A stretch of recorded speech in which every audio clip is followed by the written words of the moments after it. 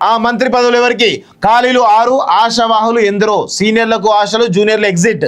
తొలి విడతలో 10 మంది మంత్రులు. కేబినెట్ విస్తరణపై రేవంత్ కు ఫుల్ పవర్స్. అధిష్టానం నుంచి గ్రీన్ సిగ్నల్. మంత్రివర్గ విస్తరణపై ముఖ్యమంత్రి ఫోకస్. ఇతర పార్టీల వలసవాదులకు గ్యారంటీ అంటూ చూస్తూ ఉన్నాం కదా. ఇక చూడండి, త్వరలో తెలంగాణ మంత్రివర్గ విస్తరణ జరగనుందని జోరుగా ప్రచారం జరుగుతోంది. ఈ నేపథ్యంలో టీపీసీసీలో తీవ్ర ఉత్కంఠ నెలకొంది. తెలంగాణ రాష్ట్రం ఇచ్చిన కాంగ్రెస్ పార్టీ 10 ఏళ్ల తర్వాత అధికారం దక్కించుకుంది. గత డిసెంబర్లో జరిగిన అసెంబ్లీ ఎన్నికల్లో అత్యధిక స్థానాలు కైవసం చేసుకుని హస్తం పార్టీ ప్రభుత్వం ఏర్పాటు చేసింది. సీఎం రేవంత్ రెడ్డి ఆధ్వర్యంలో గవర్నమెంట్ ఫామ్ అయింది. తొలితే కేవలం 10 మంది మంత్రులతో సర్కారు ఏర్పడే సంగతి తెలిసింది. కాగా నియోజకవర్గాల వారి లెక్కల ప్రకారం మొత్తం 16 మంది మంత్రులు మాత్రమే ఉండాలి. అంటే ఇంకా 6గురికి మంత్రి పదవులు ఇవ్వచ్చు అన్నమాట. ఇప్పుడు జరగబోయేటువంటి మంత్రివర్గ విషయంలో 6 ఎవరు అనే దానిపై సర్వత్రా ఉత్కంఠత నెలకొంది.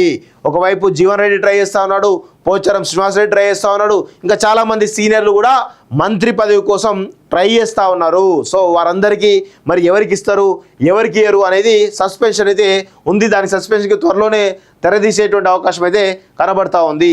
సో దీనిలో నాకు తెలిసి అయితే ఎవరెవరు ఉన్నారు, వివేక్ ఉన్నాడు. ఇక చూడండి, హైదరాబాద్, ఆదిలాబాద్, రంగారెడ్డి, నిజామాబాద్ జిల్లాలకు ప్రాధాన్యం దక్కలేదని ఉంది.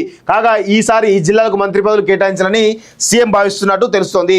ఆదిలాబాద్ జిల్లా నుంచి వివేక్, ఆయన సోదరుడు గడ్డం వినోద్ మంత్రి పదవి ఆశిస్తుండగా ఎస్టీ సామాజిక వర్గానికి సంబంధించిన వెడ్మ బొజ్జు ప్రేమ్ సాగర్ రావు కూడా తమ ప్రయత్నాలు చేస్తున్నారు.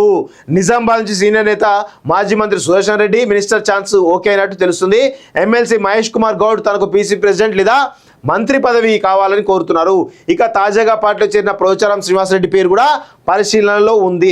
హైదరాబాద్ నుంచి దానం నాగేందర్, నల్గొండ నుంచి సీనియర్ నేత కొమ్మటి రాజగోపాల్ రెడ్డి సైతం మంత్రి పదవి కోసం పైరవి చేసుకున్నట్లు విశ్వసనీయమైనటువంటి సమాచారం వస్తూ ఉంది.